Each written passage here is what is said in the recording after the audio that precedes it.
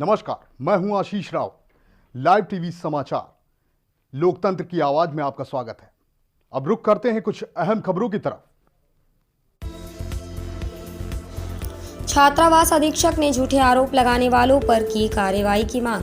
पिछले हफ्ते जनसुनवाई में रसूलपुर की छात्रावास प्रभारी पर रसोइयों ने उनके बैंक खाते में फर्जी तरीके से राशि डालने और उस राशि को वापस मांगे जाने की शिकायत जनसुनवाई के दौरान एसडीएम रोशन राय से की थी। मामला सामने आने पर विभाग ने उक्त मामले की जांच शुरू कर दी है, लेकिन छात्रावास अधीक्षक साधना दास ने जनसुनवाई पहुंचकर एसडीएम रोशन राय को शिकायती आवेदन दिया, जिसमें उन्होंने झूठी पैच शिकायत करने वालों के खिलाफ कार्रवाई करने की मांग की है। रसूलपुर छात्रावास प्रभारी साधना दास ने एसडीएम रोशन राय को दिए आवेदन में बताया कि रसोइयों ने उनके ऊपर जो आरोप लगाए हैं वह निराधार है। उन्होंने झूठी शिकायत करने वालों पर कार्रवाई करने की मांग की है। साधना दास का कहना है कि कुछ दिनों पहले रसोइयों ने प्रशासन को एक शिकायती आवेदन दिया था, जिसमें उन्होंने आरोप लगाया था कि अधीक्षक द्वारा उनके बैंक खाते में अवैध तरीके से राशि डाल दी गई थी और उस राशि को खाते से निकालकर उक्त राशि अधीक्षक द्वारा वापस मांगी जा रही है। लेकिन इसके बाद जांच शुरू हुई। जांच के दौरान अधीक्षक ने बताया कि उन्होंने खाना बनाने की एवज में रसोइयों का भुगतान किया था। जब वह यहां आई थी तो रसोइयों ने 500 रुपये प्रतिदिन के हिसाब से भुगतान मांग रही थी, जो उनके अधिकार क्षेत्र में नहीं था। लेकिन रसोइया लंबे समय से छात्रावास में काम करती आ रही थी।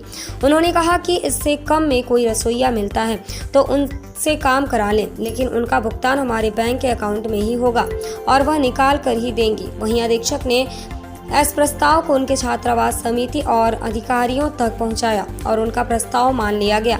उन्होंने कहा कि एक बाई ने तो पैसे निकाल कर दूसरे बाई को दे दिए, लेकिन दूसरी रसोइया किसी के बहकावे में है और वह पैसा निकाल कर नहीं दे रही।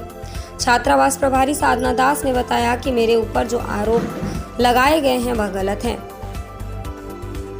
लाइव टीवी समाचार के लिए गंजबासौदा जिला विदिशा से मुकेश चतुर्वेदी की रिपोर्ट।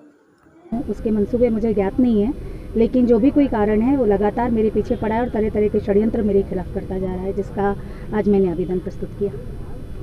पूर्व में भी कुछ आरोप लगे हैं, क्या वो गलत है, निराधार हैं? आज जो आप...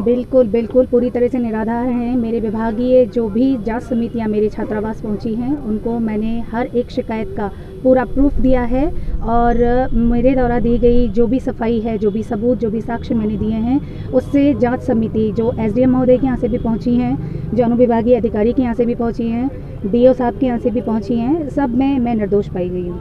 आप पर आरोप लगाए गए हैं कि आपने अपने कर्मचारियों के खाते में पैसे डाले हैं, उनसे वो पैसे की बिल्कुल डाले हैं मैंने, लेकिन वो नाजायज़ पैसे नहीं थे। वो कर्मचारी मेरे यहाँ पूर्व से ही काम करते चले आ रहे थे और उनका कहीं ना कहीं ये मानना था कि नई वार्डन आई हैं जो कि हमें हटा देंगी। और जब हम लोग वहाँ रुकते थे तो काम के दौरान मैंने उनसे याचना की कि वो हॉस्टल में आके काम करें, तो उन्होंने मुझसे 500 रुपये प्रतिदिन के हिसाब से मांग रखी मानदेय की, जो कि मैं नहीं दे सकती थी उनको। तो उनका कहना ये था कि ठीक है मैडम, अगर इससे कम में कोई करता है तो करवा लो, जो आप पेमेंट उससे करेंगी वो आप हमारे ही खाते में देंगी और हम ही उनको देंगे क्योंकि हम यहाँ की बाई है। इस प्रपोजल को मैंने छात्रावास समिति प्रबंधन में रखा, जहाँ वो पास हुआ।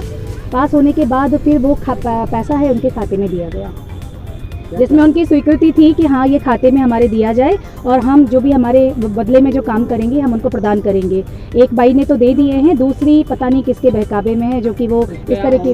आपके पास कोई बिल्कुल लिखित प्रमाण है, मैंने अपने आवेदन में सारे साक्ष्य दिए हैं जो मेरे निर्दोष होने की पुष्टि करते हैं। और अभी जो समिति आई थी विदिशा से आपकी जांच करने, उसमें क्या हुआ? बिल्कुल, वो समिति पूरी तरह से संतुष्ट है मेरे कार्य से और जो भी दस्तावेज मैंने उनको प्रस्तुत किए हैं वो पूरी तरह से संतुष्ट हैं और उनका ये मानना है कि ये मेरे प्रति षड्यंत्र किया जा रहा है। क्या चाहती हैं?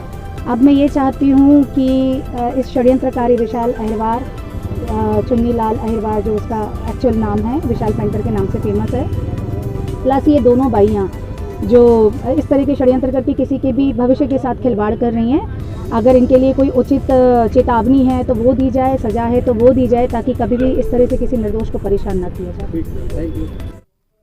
फिलहाल बुलेटिन में सिर्फ इतना ही। फिर मिलेंगे कुछ खास खबरों के साथ। तब तक के लिए नमस्कार।